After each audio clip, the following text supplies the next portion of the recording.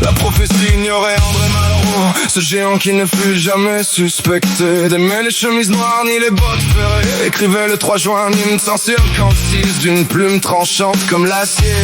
C'est le grand phénomène de notre époque, la violence de la poussée islamique, sous-estimée par la plupart de nos contemporains. Elle est comparable dans sa force au début du communisme, au temps de Lénine, et il concluait lucide et grave: tout ce que nous pouvons faire, c'est prendre conscience de la gravité du phénomène et tenter d'en retarder l'évolution.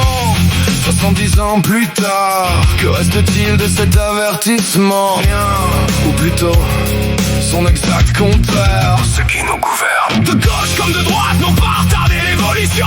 Ils l'ont accéléré, ils l'ont encouragé, ils l'ont financé, ils l'ont sacralisé. Par paresse intellectuelle, par une culture historique crasse, par lâcheté surtout, cette lâcheté des élites qui préfèrent trahir leur peuple plutôt que d'être traités d'islamophobes. Ils ont abandonné la France, ils ont abandonné l'idée même de la France. Une nation, une culture, une civilisation. Ils en ont fait un terrain vague, un champ de bataille ouvert à tous les vents, un laboratoire du multiculturalisme qui n'est jamais qu'un multiconflictuel en puissance. Samuel Paty égorgé dans sa cour de collège, Dominique Bernard assassiné devant son lycée. De professeurs, de français, de symboles de ceux qui rêvent de la France.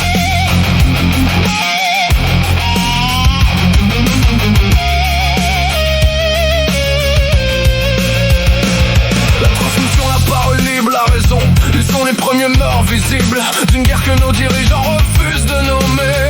Les signes avant-coureurs d'un feu qu'ils ont eux-mêmes alimenté. Oh France, toi qu'on a livré sans combat, toi qu'on a ouvert comme une place forte sans muraille, Malraux t'avait prévenu. Tu n'as pas voulu l'entendre aujourd'hui. Ceux qui crient pas d'amalgame sont les fossoyeurs de ton avenir. Ceux qui parlent d'enrichissement culturel comptent les cercueils en silence.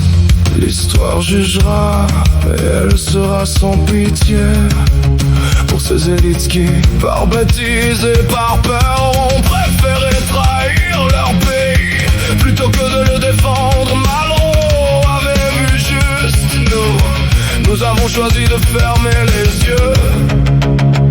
Et le prix de cette cécité se paye déjà en sang français.